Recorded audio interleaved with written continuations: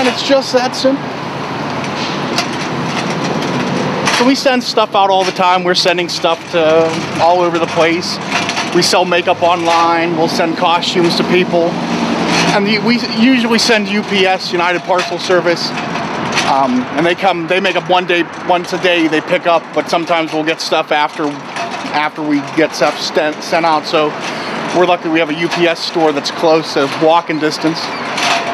But if it's after 6 o'clock, we'll have to drive it downtown, which isn't bad unless it's a lot of stuff or things like that. But it's okay. It's nice, extra business, extra money.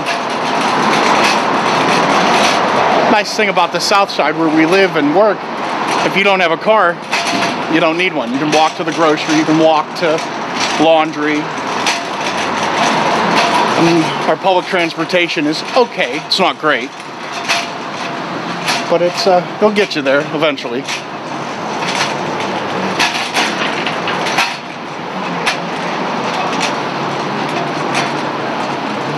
Milkshakes.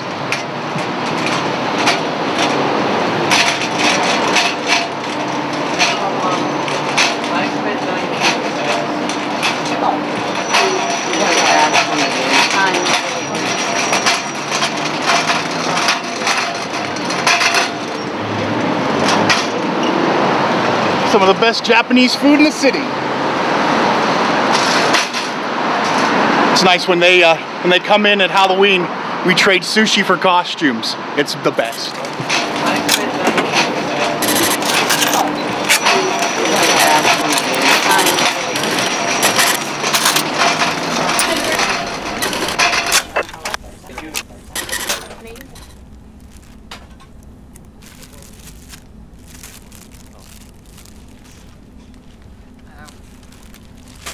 More stuff.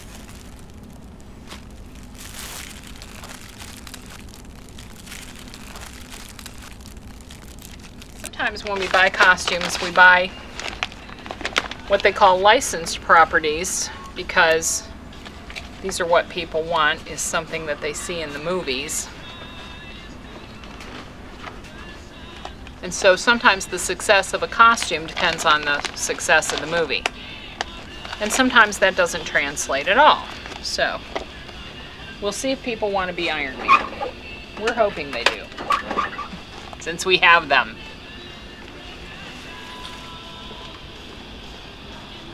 Packages that are a mess. This guy needs to be fixed. Ew! They're making this more terrible.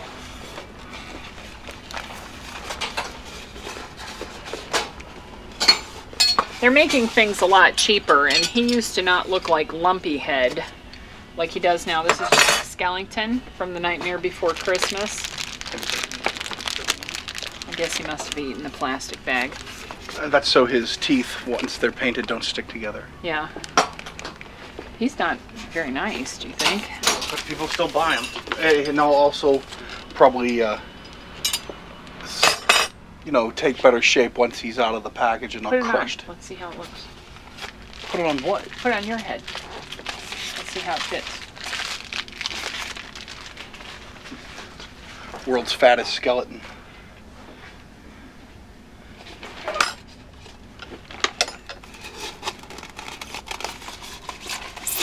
Now, see, later in the month, Jengus, when we're more prepared, we're going to have plenty of Fodder.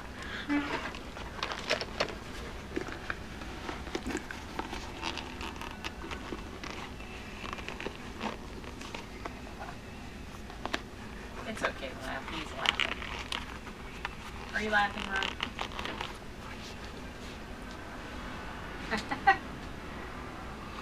This is the only smile you're going to see this month.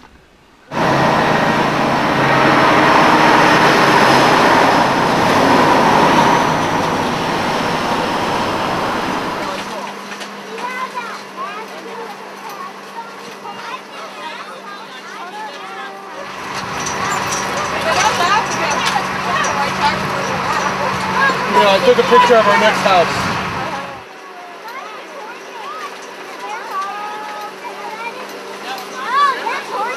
Right there, but that is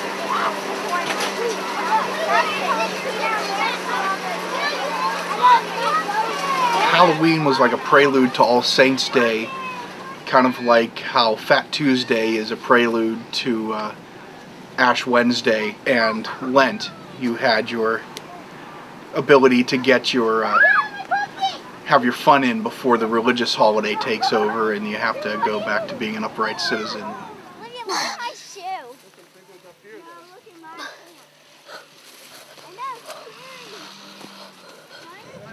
I need a big fat one. Halloween is actually All Hallows Eve. I think it was originally supposed to represent saints or something.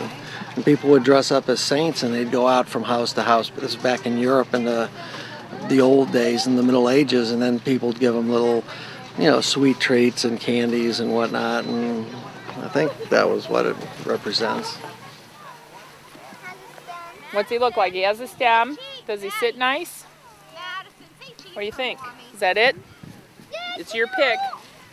I think that the Halloween, even in all countries, probably began with that type of a tradition, and it had some type of religious significance. Like all holidays, like Christmas was originally to celebrate the birth of Christ. Now it's give gifts, and you got Santa Claus, and people forget about the religious aspect and that whole part of it, and they've just commercialized it. I think she found this one, Lauren. He sits nice for sure. Good call, though. He's pretty big. I think Uncle Ron can work with that. There's all this mud on the bottom. Oh, we'll have that. We found a big one. Yeah, I think we're going to go with Olivia's choice here. Looks nice. All right. Here we go. Tire swings and boxes to climb on up there. I believe it's the same with All Hallows Eve, that, Halloween at one time was somewhat of a religious day, or at night where people would go out and go door to door, and now it's just so commercialized that they've killed it.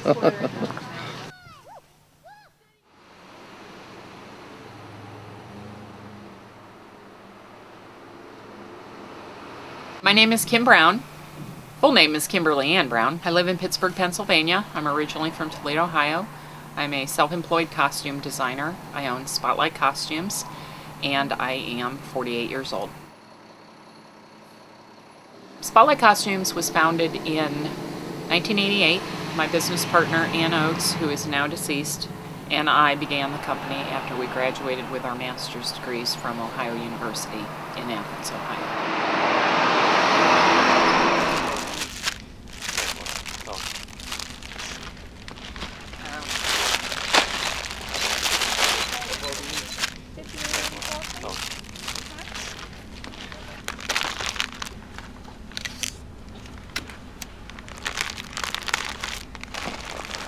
This is a company called Leg Avenue, which we get hosiery from them, and the costumes and lingerie, sexy kinds of things are their specialty. Some things are more risque than others. Like things like this don't do well here in Pittsburgh. We don't have those kind of bodies here. We need things with more coverage. We have people that look like that here. Well, it's true.